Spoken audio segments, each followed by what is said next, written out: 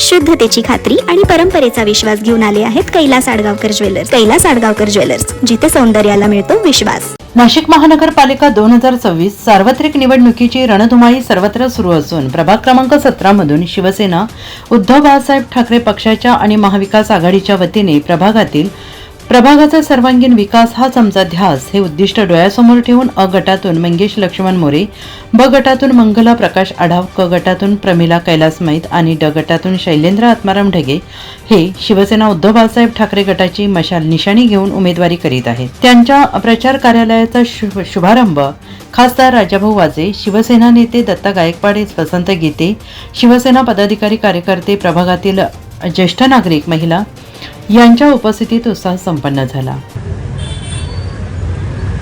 नाशिक महानगरपालिकेची निवडणूक ही एका वेगळ्या वातावरणात यावेळेस होत आहे. दरवेळेस ठराविक पक्ष, ठराविक उमेदवार, ठराविक नेते,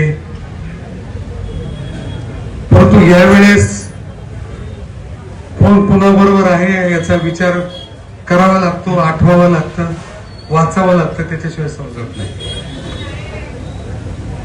आणि हे सगळं कुणामुळे झालंय याचा विचार सुजान नाशिककर करतील ही भावना मी या निमित्ताने व्यक्त करतो.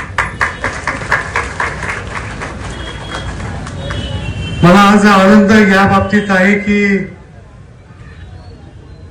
याच मंदिरात मला जेव्हा उमेदवारी मिळाली तेव्हा पहिली बैठक मी या मंदिरात ज्येष्ठ नागरिकांच्या बरोबर शैलेश भाऊंनी मॅनेज केली होती.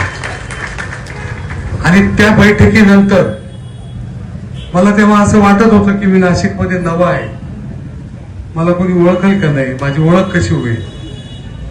परंतु येथील ज्येष्ठ नागरिकांनी जी सुरुवात केली त्याचं वातावरण असं तयार झालं की मी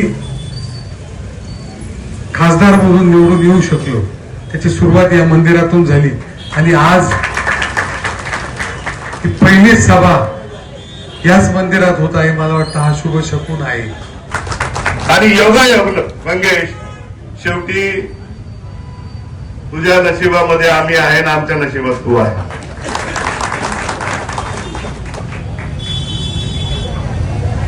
महिंदांनी एकदा सांगितलं की मला खूप काही बोलण्याचा अनुभव नाही, पण त्यांच्याकडून बघून असं वाटतं की सगळ्यात जास्ती बोलक्या त्याच आहेत.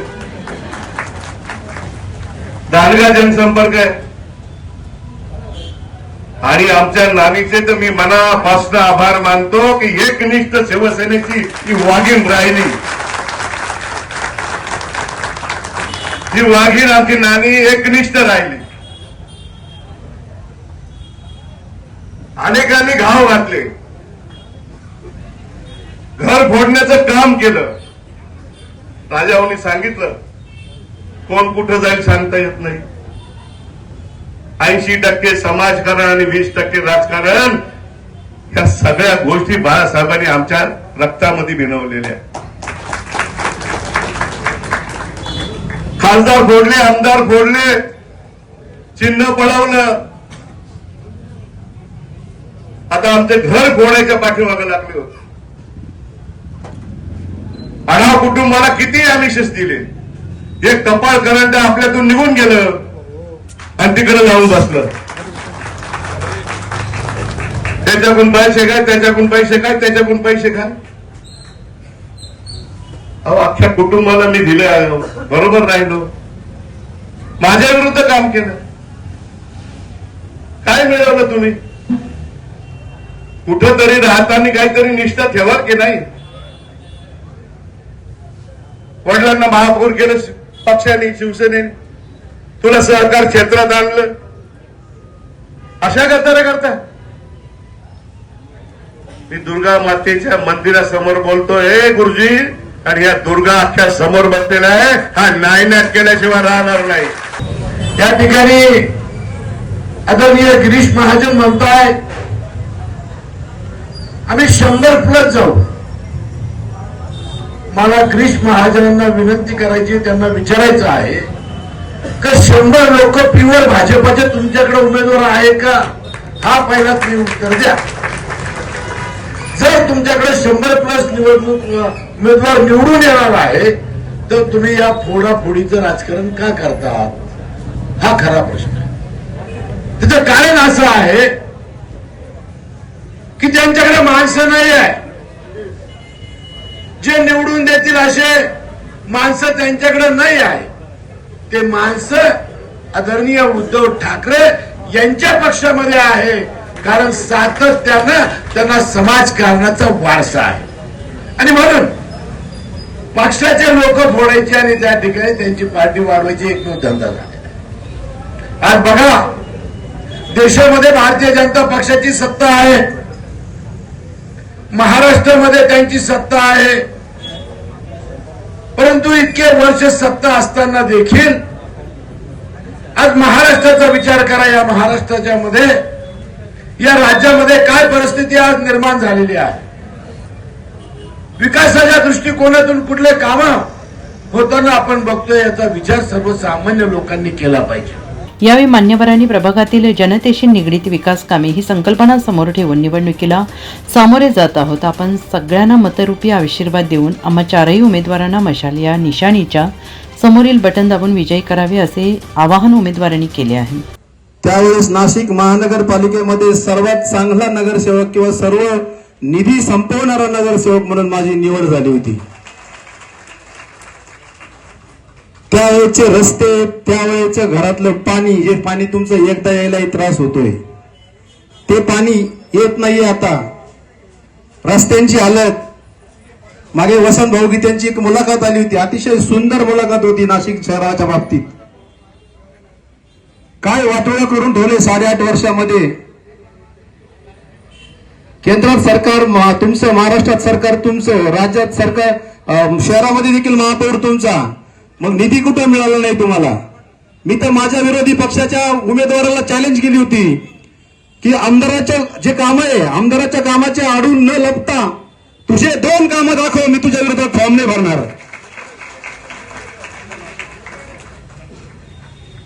काहीही काम नाही, निष्क्रिय माणूस. आणि आता ज्या मंगेश मोरेमुळे तो निवडून आला, तो मंगेश मोरेच माझ्या बरोबर आलाय. आणि त्यांनी मागच्या वेळेस सावधगिरीने माझ्या विरोधात 5 लोक अशी उभी केली की त्या 5 लोकांनी 7,500 मतदान खाल्लं वेगळं. म्हणजे मंगेशचे 2345 आणि त्यांचे 7,500, 10,000 मतदान वर्ग करून टाका तुम्ही. आता ते 5ही जण उभे नाही आता कोणी माझ्या विरोधात, एक पण उभा नाही. सगळे सावध झाले. सगळ्यांना मी समजवलं, तुमच्यामुळे एक कार्य करणारा घरी बसला. म्हणजे 10वी मध्ये बोर्डात पहिलेला आला माणूस 12वीला नापास होतो, शोकांतिका होती. मी म्हणत नाही चुका माझ्या झाल्या असतील, चुका समजून झाल्या असतील, परंतु याचा त्रास सर्वसामान्य जनतेला होतो. व तसेच इथे जमलेले माझे माता आणि पिता समान माझ्या बंधू आणि भगिनींना माझा नमस्कार. आधी तर मी सर्वांना बोलणार आहे, मला काही खूप भाषण वगैरे करायची सवय नाही. मी तुमच्यातली साधारण कुटुंबातली एक मुलगी आहे, त्यामुळे काही चुकलं तर तुम्ही समजून घ्यायचंय. आणि आतापर्यंत मी जे कामं केली त्यात पण माझी काही चूक झाली असेल तर मी आधी क्षमा मागते. आणि खूप नाही बोलणार मी, पण माझा बोलण्यातून बदल घडवण्याआधी मी माझ्या कर्तृत्वातून बदल दाखवेल.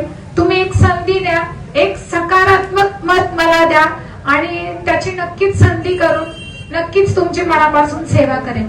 धन्यवाद. आजच्या कार्यक्रमाला असा उत्स्फूर्त प्रतिसाद बघून मोठं निश्चित थोडं प्रेशर आलं. एवढ्या सिनियर स्टेजवर कधी बसलो नाही, कारण वारसा नाही. सर्वसामान्य कुटुंबातनं समाजसेवा करण्याची संधी शोधतोय. त्यामुळे एवढ्या अशा भरदार स्टेजवर बसल्यावर योगेश बाबा थोडी भीती वाटते. अनुभव असतो तर फाडफाड बोललो असतो, पण तुमच्याकडे खूप काही बोलणार नाही. आपली सेवा करण्याची संधी मागेल. तुमच्या मताच्या रूपाने मी दान मागेल. येत्या 15 तारखेला आपण आमच्या पॅनलला भरघोस मतांनी विजय कराल.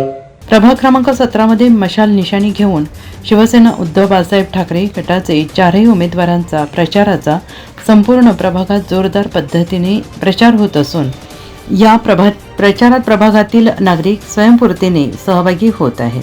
NCN न्यूजसाठी अभिषेक तकाटे, नाशिक रोड.